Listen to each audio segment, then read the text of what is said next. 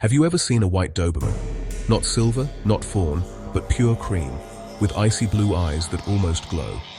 They look like something out of a fantasy movie. Beautiful, regal, and mysterious. But here's the twist. This dog's beauty comes with a storm of controversy. Some call them miracles of genetics. Others call them a mistake that should never have existed. So what's the truth behind the rare white Doberman? Let's uncover the genetics, the health, and the breeding battle dividing the dog world. It all started in 1976. A Doberman named Sheba was born. And right away, breeders noticed something was different. She wasn't the usual sleek black or rust-colored pup. Her coat was cream, her eyes blue, and her skin almost pink. But when scientists ran genetic tests, the truth hit hard. Sheba carried a mutation, a form of partial albinism. This mutation affects the OCA2 gene, the one responsible for melanin production. Without enough melanin, you lose pigment. What started as one unusual birth soon became the start of a completely new and controversial bloodline. Let's talk about what's really going on beneath that stunning coat. Because for the white Doberman, beauty doesn't come free. It comes at a biological cost.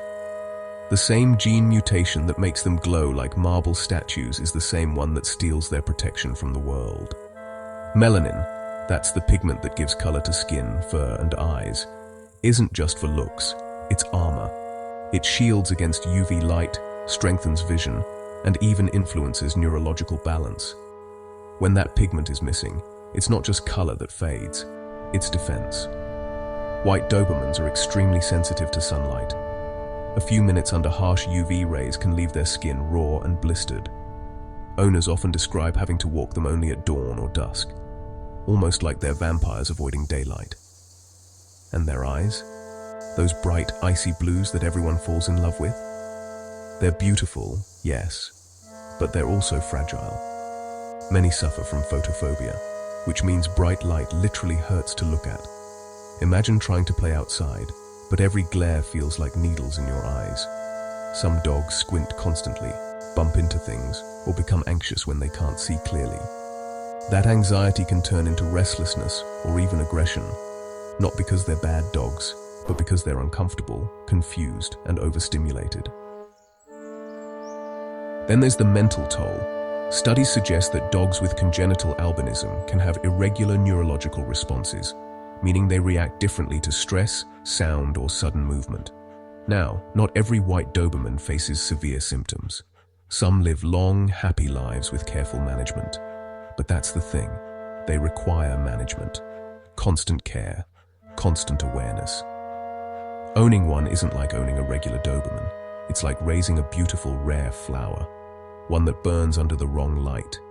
And the sad part, many people who buy them for their beauty don't realize what they're signing up for. Now let's go back to where things really spiraled, the breeding boom. When Sheba, the first white Doberman, appeared in 1976, breeders were fascinated.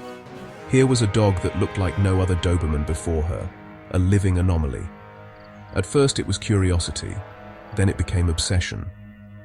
Once people realized this look was heritable, meaning you could reproduce it, everything changed.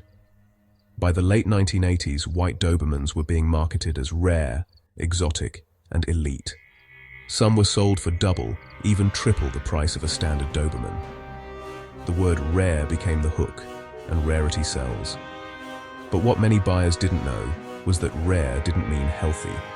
In fact, every single white Doberman came from Sheba's bloodline, meaning they were all genetically related.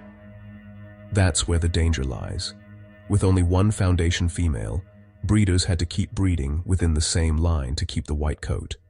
That means inbreeding, and with inbreeding comes a higher chance of genetic diseases, heart problems, hip dysplasia, thyroid issues, and even unstable temperaments. Some breeders didn't care. They saw demand rising online and the money rolling in. They branded them as luxury collectibles, calling them Snow Kings, Ivory Guardians, or White Royals. Pretty names, pretty dogs, ugly truth. But not everyone went along.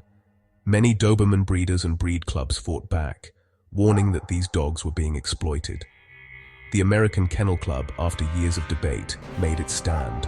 White Dobermans could still be registered, but they were officially labeled as undesirable and disqualified from shows.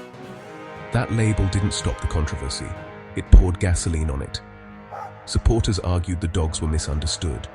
Critics called it cruelty dressed as beauty. And so, the community divided. Some saw white Dobermans as victims, innocent lives trapped in the middle of human vanity. Others saw them as living art, proof that nature can surprise us. Now, if you already have a white Doberman, this doesn't mean your dog is doomed. These dogs can be wonderful companions, intelligent, loyal, affectionate, and just as brave as any Doberman. They simply require extra care. Owners often use dog-safe sunscreen, provide shaded play areas, and avoid midday walks. And the love they give in return, it's enormous. Here's where things get personal. Do we have the right to keep breeding animals with known health risks just because they look beautiful? The white Doberman didn't ask to be rare. We did. So, what do you think? Are white Dobermans genetic marvels that deserve a place in the world, or heartbreaking proof of what happens when we play with DNA? Sometimes the rarest things in life aren't treasures, they're warnings. Thanks for watching.